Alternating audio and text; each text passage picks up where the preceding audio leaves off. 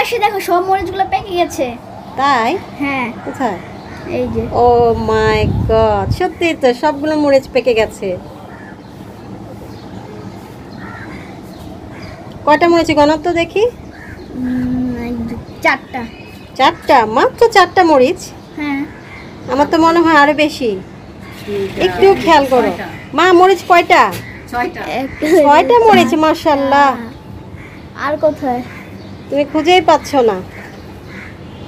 কোথায়? 1 2 3 4। আরটা কোথায়? এই যে 1 2 3 4 5 হ্যাঁ 6। 6। 6টা মরিচ? হ্যাঁ 6টা। মাশাআল্লাহ মাশাআল্লাহ। মা, মরিচগুলো আছে কি করব? আজকে মরিচগুলো তুলে আচার দিয়ে ফেলো। আচার দিয়ে দিব? হ্যাঁ, আচার ঠিক দিয়ে। বলেছেন, কারণ এই রমজান মাসে মরিচগুলো খাওয়ার সময় নেই।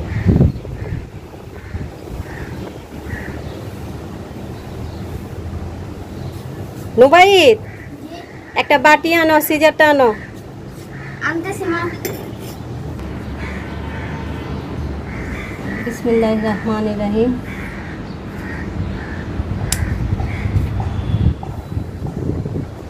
এত বাতাস।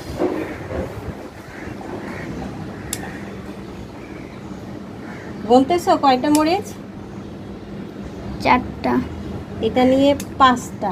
আরেকটা কোথায়? আরেকটা কোথায়? এই যে আরেকটা মরিচ। শেষ, মাশাআল্লাহ। গাছ থেকে 6টা মরিচ নামালাম।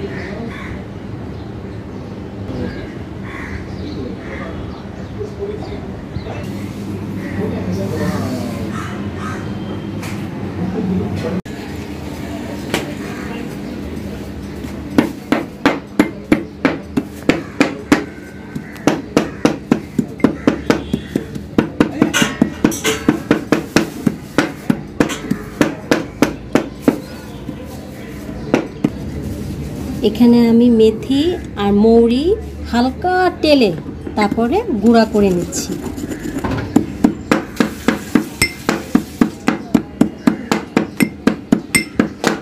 আধা আধা ভাঙ্গা হলেও হবে, আধা ভাঙ্গা দিলেও সমস্যা নেই। দেখেন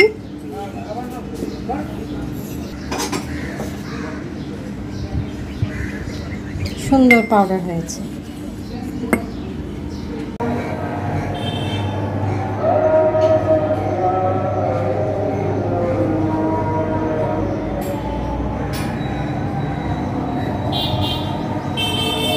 আসসালামু আলাইকুম ভিউয়ার্স, কেমন আছেন সবাই? আলহামদুলিল্লাহ আমি অনেক ভালো আছি আপনাদের দোয়ায়। এই মরিচগুলো আমি গাছ থেকে পেয়েছি। প্রথমে যখন গাছটা কিনি বা উপহার হিসেবে গাছটা পেয়েছিলাম, যখন দেখি গাছে ছিল 3টা মরিচ। এরপরে আজকে যখন গাছে দেখলাম যে মরিচগুলো পেকে গেছে, আমি সব নামাতে গিয়েছিলাম, তারপরে দেখি 6টা মরিচ। খুব ভালো লাগলো মরিচগুলো দেখি। এই মরিচগুলো তো আর রমজান মাসে একবারে সকলে খাওয়া যাবে না, তখন আমি কি করলাম, এখন মরিচগুলো আমি আচার বানিয়ে ফেলবো। আজকে আমি দেখাবো যে বোম্বাই মরিচের আচার বানাতে কি কি লাগে। আমার এখানে 6 পিস বোম্বাই মরিচ, আর এখানে আছে লবণ, এখানে আছে মেথি আর মৌরি, দুটা হালকা তেলে আমি গুঁড়ো করে রেখেছি আগে, আর শুকনো মরিচের গুঁড়ো অল্প দিব, আর আছে সরিষার তেল, আর ব্যবহার করব ভিনেগার। তো চলুন দেখি আজকে আমি বোম্বাই মরিচের আচার কীভাবে তৈরি করব। আমি মরিচগুলো ভেজাবো না, আমি টিস্যু দিয়ে এভাবে মুছে রাখবো, কারণ ভেজালে এই আচার দেওয়ার পরে ফাঙ্গাস পড়ে।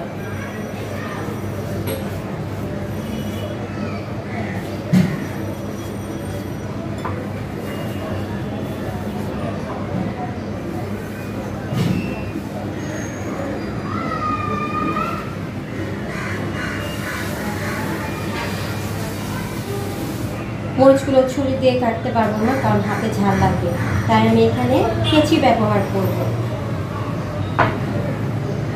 কেচি দিয়ে কেটে আমি একেবারে যে জারে আচারটা দেব সেই জারই আমি কেচিতে রেখে দেব। আমি এত ছোট ছোট সাইজ করব না, একটু বড় বড় সাইজ করব, কারণ মরিচের খোসা এমনিতেই খুব পাতলা।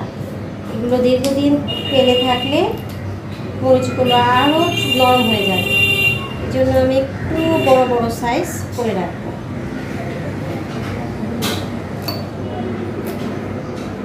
বোম্বাই মরিচ খেতে আমার বর খুব পছন্দ করেন, কিন্তু রমজান মাস তো এগুলো খেয়ে শেষ করা যাবে না, আর পেট তো এমনিতেই থাকে একটু নরম, তার মধ্যে খাওয়া হয় ভাজা পোড়া। আর পড়েছে লকডাউন, আমার বোনের বাসায় যে মরিচ পাঠাবো তারও কোনো উপায় নেই, তাই আচার বানিয়ে রাখি, একসময় সবাই মিলে খেতে পারবো।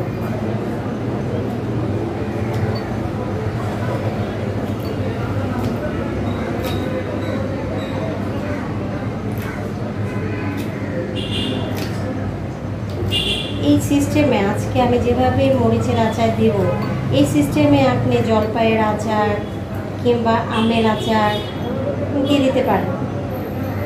ভাজা পোড়ার তেলের চুলার কোনো ঝামেলা নেই, একদম সহজ উপায়ে আচার দেওয়া। তাকে আচার দেওয়াটা আমার কাছে অনেক ঝামেলা মজা হতো, আমি আচার থেকে অনেক দূরে থাকতাম, আর আমার বসার সময় আচার পছন্দ করতো। তারপরে একজনের কাছে শিখলাম কিভাবে চুলার কাছে না গিয়ে মজাদার আচার তৈরি করা যায়। আমি আপনাকে সেটার একটা প্রসেসিং দেখাবো।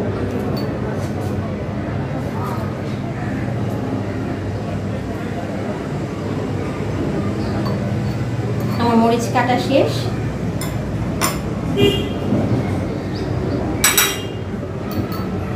আমি এই মরিচগুলোর মধ্যে 1 চা চামচ পরিমাণ লবণ দিব। লবণ আর যদিও বোম্বাই মরিচ এমনিতেই যা, তারপরও হালকা একটু আমি 1/2 চা চামচ শুকনো মরিচের গুঁড়া দিব। তারপর মিক্সড করে রেখে দিব। এটা একদিন রেখে দিলেও ভালো হয়। জলপাইয়ের আচার কিংবা আমের আচার যখন আমরা এভাবে দিব, তখন 2 দিন আমরা এভাবে মশলাটা মিক্সড করে লবণ আর শুকনো মরিচটা মিক্স করে রেখে দিতে পারি। কিন্তু আমার এখানে তো বোম্বাই মরিচের খোসা তো এমনিতেই পাতলা, তো সেটা আর আমার 2 দিন অপেক্ষা করার কোনো প্রয়োজন নেই। আমি একদিনই আচারটা কমপ্লিট করে ফেলব। এখন আমি দিয়ে দিব মেথি আর মৌরির গুঁড়ো।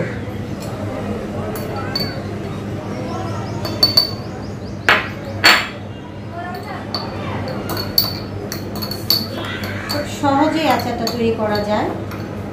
আপনারা ইচ্ছা করলে কোনো কষ্ট, কোনো ঝামেলা ছাড়াই আম, জলপাই, মরিচ এভাবে আচার দিয়ে দিতে পারেন। আমি এখন ভিনেগার দিব। ভিনেগারটা আমি 1 কাপ দিলাম, বোতলের ক্যাপ দিয়ে 1টা ক্যাপ দিলাম, আর অল্প একটু দিয়ে দিতে পারি। ভিনেগার দিলে আচারটা নষ্ট হওয়ার সম্ভাবনা কম থাকে। আমি আর একটু নাড়া দিব, নাড়া না দিলেও হয়।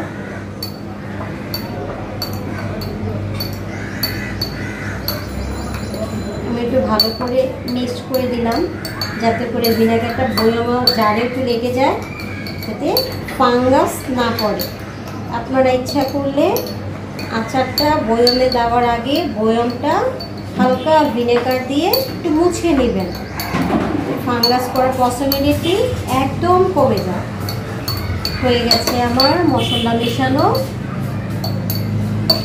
আমি আরেকটু লবণ দিব। এই আচারগুলো লবণের কারণে নষ্ট হয় না। এখন এভাবে যদি 2 দিন রাখতে পারেন, রেখে দিতে পারেন, তাহলে এটা একটু নরম হয়। কিন্তু আমার তো বোম্বাই মরিচের আচার, তার নরমের কোনো প্রয়োজন নেই। আমি তেল দিয়ে দেব। এটা খাঁটি সরিষার তেল। আমার খালা বিক্রমপুর থেকে নয়, দয়াগঞ্জ থেকে এনে দেয়। খুবই ভালো সরিষার তেল, কালারটা দেখেন খুব সুন্দর। এখন সেটা আমি বোম্বাই মরিচের আচারে ঢেলে দেব। এত বেশি দেওয়ার প্রয়োজন নেই, আচার যতটুকু ঠিক ততটুকু দিলেই হবে।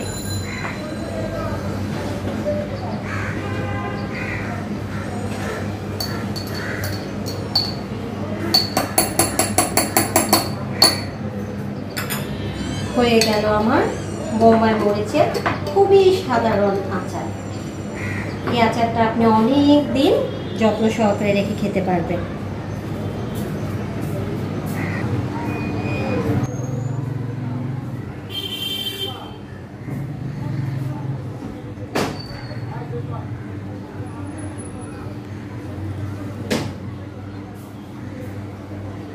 এভাবে আচার বানালে আচারের বানানোর প্রতি কোনো বিরক্ত আসবে না। খুব সহজে আচার তৈরি হয়ে যায় এবং দীর্ঘদিন আচারগুলো ভালো থাকে। আপনারা বাসায় ট্রাই করবেন, যদি ভালো লাগে আমাকে জানাবেন।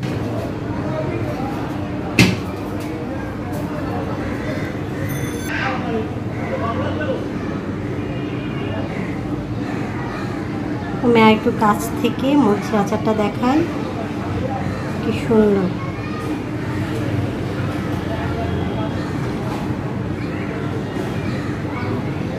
মাশাআল্লাহ,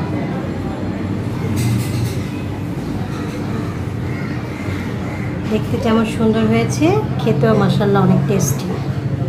আপনারা সবাই বাসায় ট্রাই করবেন।